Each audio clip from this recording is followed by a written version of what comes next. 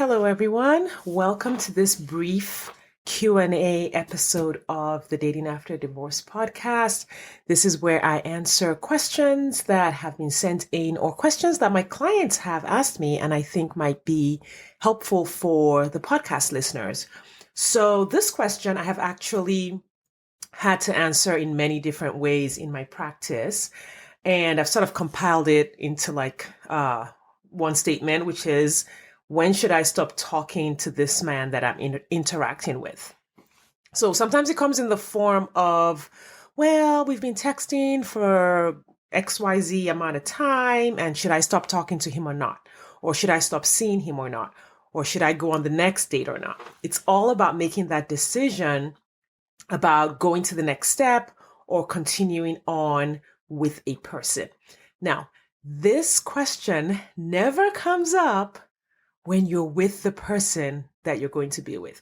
And I guess never is probably too black and white, a way to say it, but I have not heard it come up for the most part when my clients have finally met their person.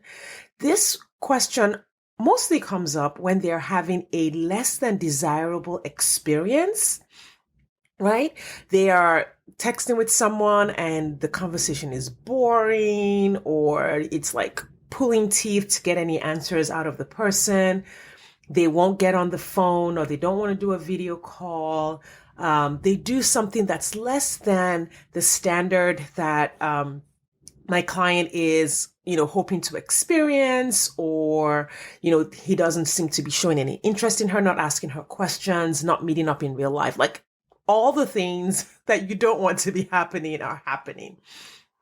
And I don't like to give people like, oh, here's what you should do, right? Because as a coach, my goal is to help you bring out your inner wisdom, to help you train your intuition, to really help you know how to get the answers, so that you're not dependent on me for the answers all of the time. It's all about teaching you how to get your own answers from inside of yourself, because this is a relationship that you are going to be in, right? You're going to be in that partnership. You're going to be in that relationship.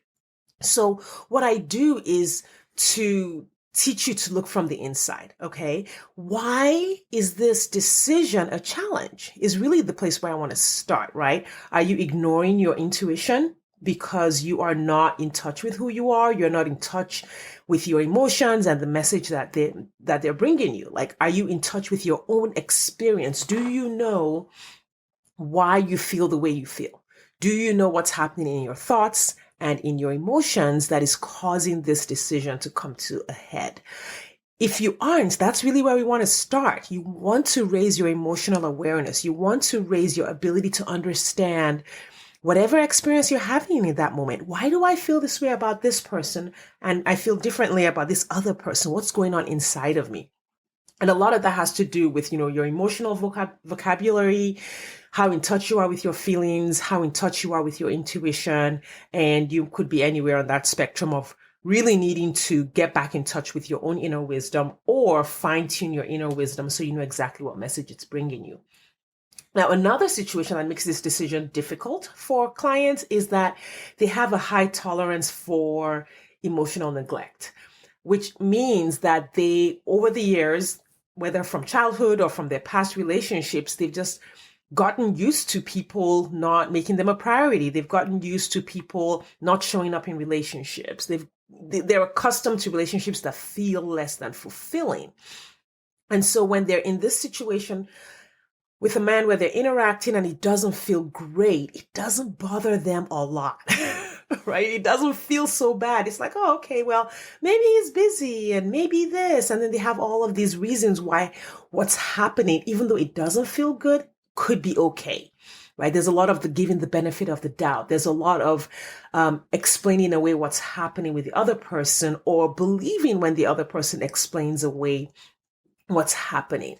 That kind of person often also has a desire to fix others. So they might be willing to sort of train the man to become who they want to be. Well, I'm going to ask for what I want. It's kind of the way I hear it said.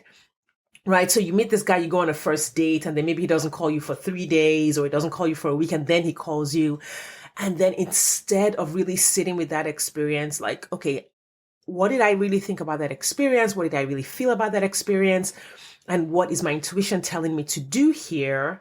This kind of person will say, well, I'm going to tell him that I like for him to call every other day and sort of like train him and teach him to show up in the way I want him to show up. Right. So there's that desire to fix and to train and to help. And then finally, another person who has trouble with this often accepts the general lore, Lore, of what happens with people on the internet today, people who are dating today. And it's sort of like, well, men today don't text back, or men today do this or do that. And there are all these myths and generalizations out there in the internet about dating. And so there's a person who feels like, well, this must be the way men do it these days. And so they accept that behavior versus saying, what experience do I want to have? What experience am I holding out for? Who is the kind of person that I want to connect with? And I'm not lowering that standard for anyone else. So these are the things that like could be the explanation as to why this decision is difficult or causes confusion or causes hesitation. And you really want to look at what's going on inside of me, because when it comes to saying no to people that you're dating, you're going to do that a lot of times. Like it's going to happen frequently.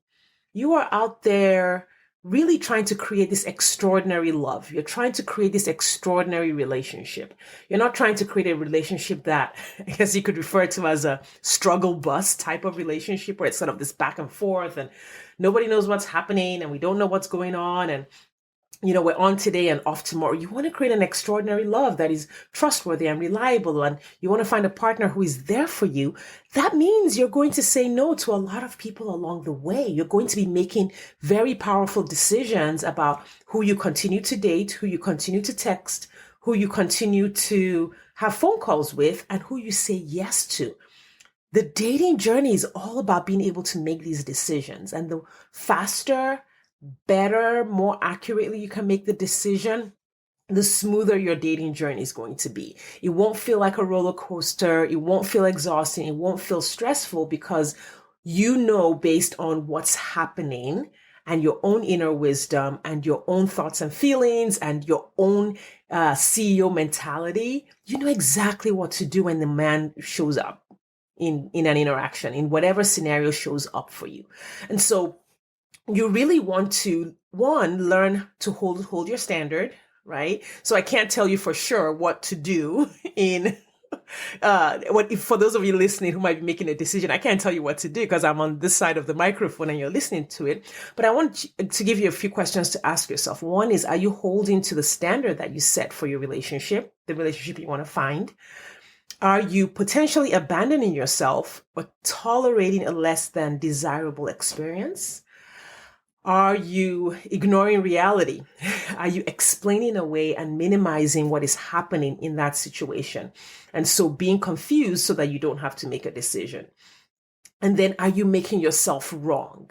Are you making yourself are you sort of taking your self-concept and being like, well, I don't know, and I don't know how to date, and I don't know what my standard is, and maybe he's right, and maybe this is the way they do it. And that's sort of like making yourself wrong and putting yourself at the mercy of whatever is out there that you experience on the internet, instead of dating like a CEO. And there is a prior episode where I've talked about what it means to date like a CEO, which it means to just take authority and responsibility for what you create on your dating journey. Like, go create what you want. Go create that extraordinary relationship. Don't be like, well, people on the interwebs these days do it like this.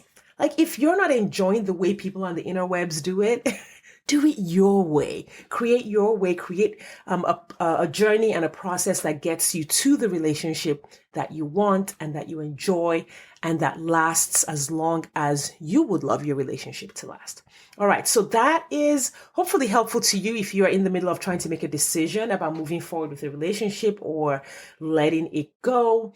If you are in the middle of dating or trying to make these decisions, I would love to share my course with you. I have a free dating course, and you can sign up for that in the show notes, or go to my website, shadicurry.com, and you can sign up for the free dating course there.